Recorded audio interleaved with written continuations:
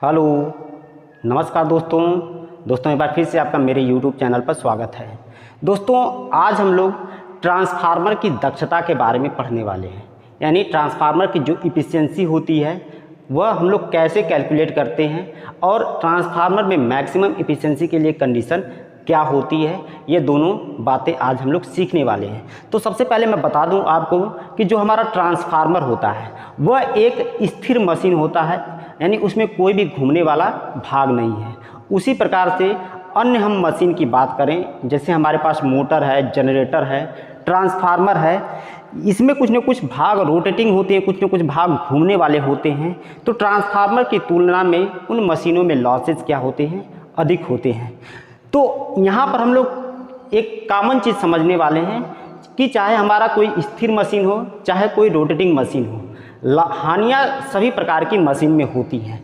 चूँकि ट्रांसफार्मर स्थिर मशीन है तो इसमें हानियाँ क्या होती है, कम होती है। और किसी भी मशीन की दक्षता, जो उसकी इफ़िशियंसी हम लोग निकालते हैं, वह क्या होता है कि जिस भी मशीन की हमें दक्षता या इफ़िशियंसी निकालना हो, उस मशीन से जो हमें आउटपुट प्राप्त होता है, यानी जो हमें आउटपुट पावर मिलती है और उस मशीन को जो हम लोग इनपुट पावर देते हैं, इसका जो अनुपात होता है, इसी को हम लोग क्या कहते हैं, दक्षता कहते हैं। तो आइए इस बात को हम लोग लिखते हैं। यानी ट्रांसफार्मर की अगर हम लोग दक्षता लिखें दोस्तों, तो दक्षता का मतलब क्या होगा, इफ़िशियंसी। इसको हम लोग नीटा से प्रदर्शित करते हैं। तो जो हमारा आउटपुट पावर होगा, आउटपुट पावर, और जो हमारी इनपुट पावर होगी, इनपुट जो पावर होगी, उसी के अनुपात को हम लोग क्या कहते हैं, दक्षता कहते हैं। यहाँ पर देखिए, आउटपुट को हम लोग इस तरह से शॉर्ट में भी लिखते हैं, आउटपुट पावर, या इनपुट पावर को हम लोग इस तरह से शॉर्ट में लिखने वाले हैं। अब दोस्तों, अगर हम लोग परसेंटेज इफ़िशियंसी की बात करें, यानी प्रतिशत दक्षता की बात करें, तो आउटपुट बटे जो हमारा इनपुट है, जो हमारा इनपुट पावर होगा, इसमें 100 से हम लोग गुणा कर दें तो हमारे ट्रांसफार्मर की ट्रांसफार्मर की दक्षता मिलेगी। यानी जो आउटपुट पावर है, जो इनपुट पावर है, उसमें हम लोग 100 से गुणा कर दें तो परसेंटेज दक्षता हमें मिलने वाली है। अब यहाँ पर दोस्तों, आप जानते हैं कि जो ट्रांसफार्मर में आउटपुट होता है, ये जो आउटपुट हमें मिलता है, यह किसके बराबर होगा, तो जो हमारे ट्रांसफार्मर में इनपुट पावर होगी, अगर उसमें से हम लोग लॉसेस को क्या करते हैं, घटा दें, तो यह हमारे क्या होगा, आउटपुट के बराबर होने वाला है। तो यहाँ से एक चीज़ और आप लिख सकते हैं, परसेंटेज इफ़िशियंसी बराबर क्या, इनपुट माइनस लॉस बटे क्या, इनपुट, गुणे हम लोग क्या लिख देंगे, यहाँ पर 100 लिखने वाले हैं। इस तरह से भी हम लोग यहाँ पर दक्षता को लिखने वाले हैं, परसेंटेज इफ़िशियंसी को लिखने वाले हैं। तो देखिए दोस्तों, ये जो ट्रांसफार्मर में लॉस होता है, इसको पढ़ना आपको ज़रूरी है। लॉसेज यानी जो ट्रांसफार्मर में हानियाँ होती हैं, इसको आपको समझना है। तो मैं आपको बता दूं कि ट्रांसफार्मर में दोस्तों 2 तरह की हानियाँ होती हैं। एक हमारा कॉपर लॉस होता है, दूसरा हमारा क्या होता है, आयरन लॉस होता है। आयरन लॉस को ही हम लोग क्या कहते हैं, कोर लॉस भी कहते हैं, या हम लोग क्या लिख सकते हैं, कोर लॉस। जो हमारा कॉपर लॉस होता है, यह करंट के क्या होता है, करंट के समानुपाती होता है।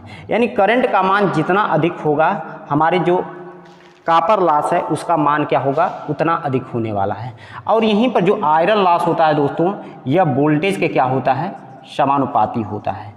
यानी वोल्टेज का मान जितना अधिक होगा ट्रांसफार्मर में, कोर या आयरन लॉस ट्रांसफार्मर में उतना अधिक होने वाले हैं। अब यहाँ पर देखिए, हम लोग सोचते हैं कि ट्रांसफार्मर में हानियाँ कम से कम हो, तो हानियों को कम करने के लिए सबसे पहले जो हमारा कॉपर लॉस है, कॉपर लॉस को कम करने के लिए हम लोग बाइंडिंग को इस तरह से डिजाइन करते हैं कि उसका रेजिस्टेंस कम से कम हो, उसका रेजिस्टेंस क्या हो, बाइंडिंग का कम से कम हो। तो इस कॉपर लॉस को कम करने के लिए हम लोग बाइंडिंग को इस तरह से डिजाइन करते हैं कि उसका रेजिस्टेंस क्या हो, कम से कम हो, जिसकी वजह से हमारा क्या हो, यह हमारा कॉपर लॉस कम हो। क्योंकि ये जो कॉपर लॉस होता है वह I² × R के क्या होता है, समानुपाती होता है। उसी प्रकार से जो हमारा आयरन लॉस है और जो कोर लॉस है, जो ट्रांसफार्मर में कोर हम लोग प्रयोग में लाते हैं उसी में यह लॉस होने वाले हैं, आयरन लॉस और कोर लॉस। और ये लॉस दोस्तों दो तरह के होते हैं ट्रांसफार्मर में। एक होता है हमारा eddy current loss, eddy current loss, दूसरा hysteresis loss, hysteresis loss. Eddy current loss को हम लोग भंवर धारा हानि भी कहते हैं, भंवर धारा हानियाँ, और इसको हम लोग क्या कहते हैं, शैथिल्य हानियाँ, शैथिल्य हानियाँ। ये दो तरह की हमारी हानियाँ हो गई आयरन लॉस में, एक एडी करंट लॉस, दूसरा हिस्टेरिसिस लॉस। दोस्तों ये एडी करंट लॉस को हम लोग WE से प्रदर्शित करते हैं और ये समानुपाती होता है किसके, बी मैक्स का square F square T square into भी के क्या होता है, समानुपाती होता है। वहीं पर जो हिस्टेरिसिस लॉस होता है इसको WH से हम लोग प्रदर्शित करते हैं और ये समानुपाती होता है बी मैक्स के पावर 1.6 इंटू एफ इंटू क्या होता है, भी होता है। तो यहाँ पर कुछ चीज़ें आपको ध्यान देना है कि यह बी मैक्स मानी ये क्या है, ये क्या है, ये क्या है और ये क्या है। तो इसका आप नाम लिख लेंगे। जो बी है इसको हम लोग क्या कहते हैं, मैक्सिमम फ्लक्स डेंसिटी, यानी बी मैक्स क्या है, मैक्सिमम फ्लक्स डेंसिटी है दोस्तों। यानी फ्लक्स डेंसिटी का मतलब क्या है, हमारा फ्लक्स घनत्व जो है उसका अधिकतम मान जिसको हम लोग बी मैक्स से प्रदर्शित करते हैं। और बी मैक्स बराबर होता है, बी मैक्स बराबर क्या आप लिख सकते हैं, φ/a लिख सकते हैं। जहाँ फाई क्या है, ये वेबर है, फाई जो होता है फ्लक्स होता है इसकी यूनिट क्या होती है, वेबर होती है, और ये क्या है, एरिया, इसकी यूनिट क्या होती है, मीटर स्क्वायर। तो दोस्तों ये मैक्सिमम फ्लक्स जो डेंसिटी है इसकी यूनिट भी आप लिख सकते हैं वेबर पर मीटर स्क्वायर। उसके बाद यह क्या है, एफ क्या है, एफ के बारे में आप जानते हैं, यह क्या हमारा फ्रीक्वेंसी है, यह फ्रीक्वेंसी है। फ्रीक्वेंसी की यूनिट एक तो हर्ट्ज होती है, दूसरा रेडियन पर सेकेंड होती है। तो इस बात को भी आप जानते रहिए। ये टी क्या है, thickness of core, thickness of core, यानी कोर की क्या है दोस्तों मोटाई है, और ये क्या है, भी क्या है, कोर का आयतन, यानी कोर का हमारा क्या है, कोर का आयतन है, यानी कोर का हमारा क्या है, वॉल्यूम है।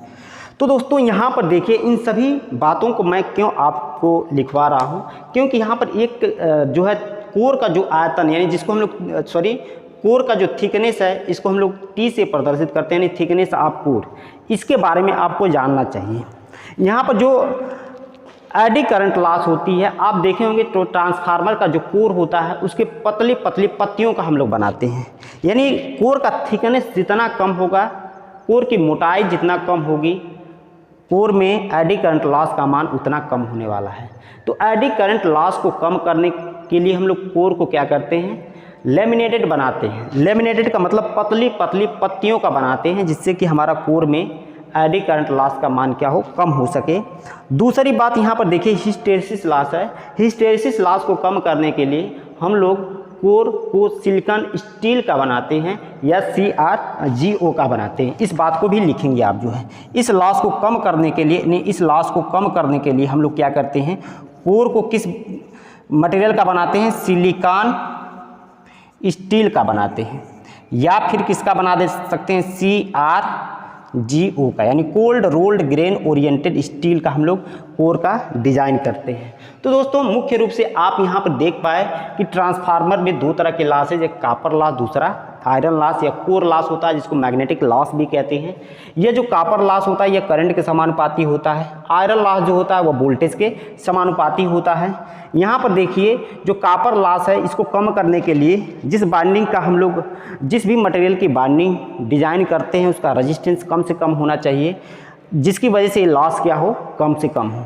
वहीं पर जो हमारा आयरन लॉस होता है जो कि वोल्टेज के समानुपाती होता है, और ट्रांसफार्मर में आयरन लॉस जो होता है वह प्रैक्टिकली जो आयरन लॉस फिक्स्ड माना जाता है, परंतु प्रैक्टिकली 1 से 3% ये क्या करता है, वैरी करता है। इस बात को भी आप आगे लिखेंगे कि जो आयरन लॉस होता है वह क्या होता है, एक आइडियल ट्रांसफार्मर में फिक्स्ड माना जाता है, स्थिर माना जाता है, परंतु प्रैक्टिकल जो ट्रांसफार्मर होते हैं उसमें 1 से 3% हमारा क्या होता है, आयरन लॉस वेरी करता है। आयरन लॉस 2 प्रकार के हो गए, एक एडी करंट लॉस, दूसरा hysteresis loss. Eddy current loss को कम करने के लिए कोर को हम लोग कैसे बनाते हैं, लेमिनेटेड बनाते हैं। कोर को हम लोग कैसे बनाते हैं, लेमिनेटेड। लेमिनेटेड का मतलब पतले पतले कोर का हम लोग पतले पतले जो है पत्तियों का कोर हम लोग डिजाइन करते हैं। दूसरा वहीं पर हिस्टेरिसिस लॉस को कम करने के लिए कोर को हम लोग सिलिकॉन स्टील या CRGO का बनाते हैं। ये दोनों बातें आप ध्यान में रखेंगे।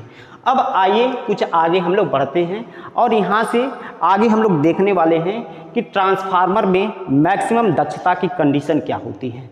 तो मैक्सिमम दक्षता ट्रांसफार्मर में कब होगा दोस्तों, जब उसमें लॉसेज जो हानियां हैं, ये जो हानियां हैं वह 0 हो जाए। यानी अधिकतम दक्षता कब होगा, अधिकतम दक्षता कब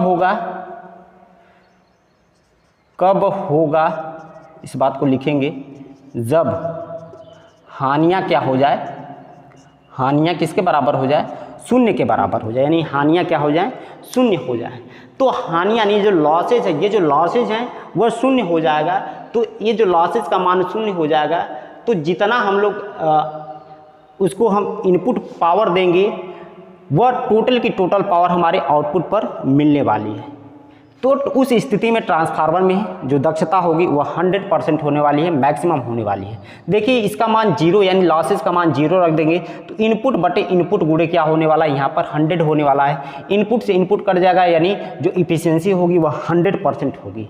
तो यहाँ से इस बात को भी आप लिख सकते हैं कि हानियाँ क्या हो जाए, 0 हो जाए। तो हानियाँ ट्रांसफार्मर में जब 0 हो जाए तो उसके लिए एक कंडीशन भी होती है कि जो हमारी हानियां होती हैं और जो हमारा निविष्ट शक्ति जो इनपुट पावर होती है उसका अनुपात किसके बराबर हो, 0 के बराबर हो। क्योंकि यहाँ पर एक बात यहाँ से लिख सकते हैं, आप देखिए यहाँ से इसको समीकरण 1 बना लीजिए और एक यहीं से हेडिंग आपकी पढ़ने वाली है कि ट्रांसफार्मर में अधिकतम दक्षता की शर्तें, यानी condition of maximum efficiency of transformer में अधिकतम दक्षता की शर्त क्या होती है, कंडीशन क्या होती है। तो यहाँ पर कंडीशन ये होने वाली है कि जो लॉस होगा और जो इनपुट आपकी पावर है इसका जो अनुपात होगा वह 0 के बराबर होना चाहिए। यानी जो लॉस है और जो इनपुट हमारा है इनका जो अनुपात है वह क्या होना चाहिए, 0 होना चाहिए। यही ट्रांसफार्मर में कंडीशन होती है। तो ये कंडीशन को हम लोग अभी अप्लाई करेंगे। इसके पहले हम लोग ये जो समीकरण लिखा गया इस समीकरण को प्रयोग में लाने वाले हैं। तो दोस्तों देखिए इस समीकरण को हम कैसे लिख सकते हैं। जो इनपुट जो हमने बताया कि लॉस बटे इनपुट पावर है इसका अनुपात क्या होना चाहिए, 0 होना चाहिए। तो जो लॉस है और जो आपका क्या है इनपुट पावर है इसका अनुपात किसके बराबर होना चाहिए, 0 के बराबर होना चाहिए। और जो ट्रांसफार्मर में लॉस होती हैं वह 2 तरह के मैंने बता दिया, एक कॉपर लॉस दूसरा आयरन लॉस है। यानी कॉपर लॉस प्लस क्या होता है आयरन लॉस, इसका जो अनुपात बटे क्या कर देंगे हम लोग इनपुट पावर बराबर किसकी लिख देंगे, 0 के। तो यहाँ से देखिए copper loss plus iron loss बराबर इधर क्या हो जाएगा आपका 0 होने वाला है। तो यहाँ से हम लोग देखेंगे कॉपर लॉस यह इधर जाएगा तो दोस्तों किसके बराबर हो जाएगा, आयरन लॉस के। यानी जो कॉपर लॉस होगा वह आयरन लॉस के अगर बराबर हो जाए तो ट्रांसफार्मर में क्या होता है, अधिकतम दक्षता होती है। यानी उस समय अधिकतम दक्षता हमें ट्रांसफार्मर में मिलती है। और जो हमारा कॉपर लॉस होता है दोस्तों, इसको एक बात और ध्यान में रखेंगे कि जो कॉपर लॉस होता है इसको हम लोग वेरिएबल लॉस भी कहते हैं। और जो आयरन लॉस होता है इसको हम लोग फिक्स्ड या स्थिर लॉस भी कहते हैं, यानी फिक्स्ड लॉस भी कहते हैं। यहीं से 2-3 बातें और मैं आपको जानकारी में दे दूं कि जो हमारा कॉपर लॉस होता है वह करंट के समानुपाती होता है। इस बात को भी लिखेंगे, जो कॉपर लॉस होता है यह करंट के क्या होता है, समानुपाती होता है। और वहीं पर जो आयरन लॉस होता है यह क्या होता है, वोल्टेज के समानुपाती होता है। अब इसके बाद देखिए हम लोग थोड़ी सी और आगे चर्चा करते हैं कि ट्रांसफार्मर में अगर फुल लोड की कंडीशन में अगर कुल हानियाँ बात करें, ट्रांसफार्मर जब फुल लोडेड पर है तो ट्रांसफार्मर में कुल हानियाँ कितनी होने वाली हैं। तो थोड़ा सा इधर मैं बता दूं, 2-3 बातें आपको लिखाने वाला हूं, उसको आप नोट डाउन करिएगा कि फुल लोड पर ट्रांसफार्मर में हानियाँ, कुल हानियाँ, यानी फुल लोड पर ट्रांसफार्मर में हानियाँ यह किसके बराबर होने वाला है? कॉपर लॉस प्लस जो हमारा आयरन लॉस होगा इसके योग के क्या होता है? बराबर होता है दोस्तों। यह फुल लोड की बात कर रहे हैं। अगर मैक्सिमम कंडीशन पूछा जाए ट्रांसफार्मर में तो जो आयरन लॉस होता है वह कॉपर लॉस के बराबर होगा, तो उस समय ट्रांसफार्मर में हमारा क्या होगा? हानियाँ अधिकतम होगी। दूसरी बात आप लिखेंगे कि अर्ध लोड यानी हाफ लोड पर ट्रांसफार्मर में कुल हानियाँ, यानी हाफ लोड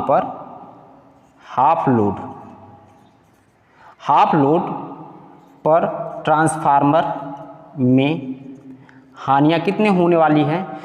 चूँकि आयरन लॉस क्या आपने बताया फिक्स्ड होता है, तो ये आयरन लॉस जितना होने वाला है उतना तो होगा करेगा आयरन लॉस, और जो कॉपर लॉस होता है उस पर 1/4 क्या हो जाएगा? हमारा कॉपर लॉस होने वाला है, यानी कॉपर लॉस 1/4 हो जाएगा।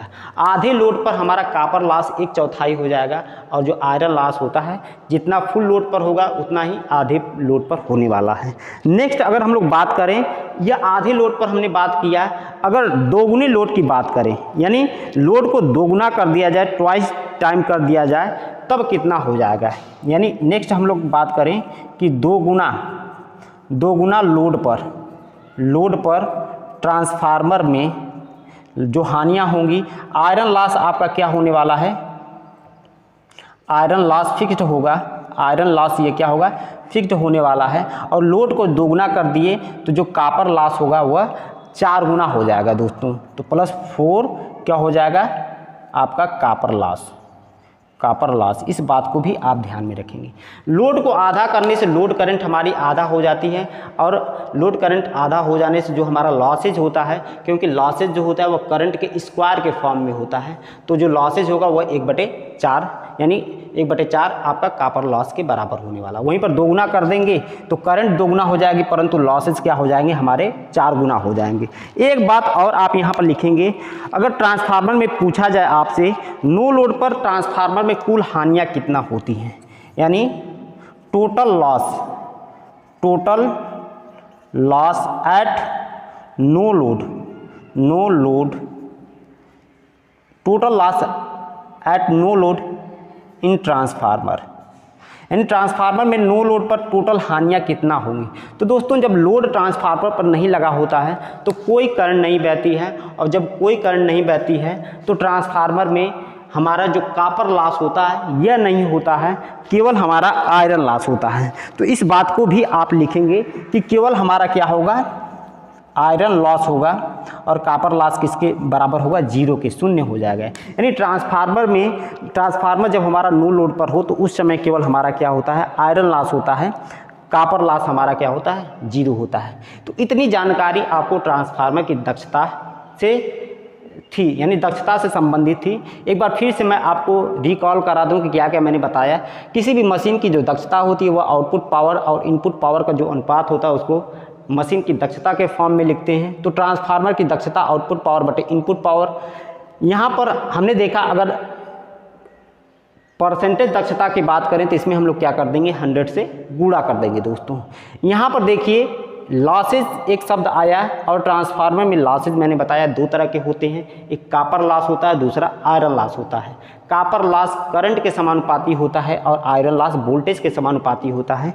कॉपर लॉस को कम करने के लिए हम लोग बाइंडिंग यानी ट्रांसफार्मर में जो बाइंडिंग करते हैं वो ऐसे मटेरियल का डिज़ाइन करते हैं जिसका रेजिस्टेंस कम से कम हो, ताकि यह जो हमारा कॉपर लॉस है वह कम से कम हो। वहीं पर जो आयरन लॉस होता है यह 2 तरह के मैंने बता दिया, एक एडी करंट लॉस, दूसरा हिस्टेरेसिस लॉस।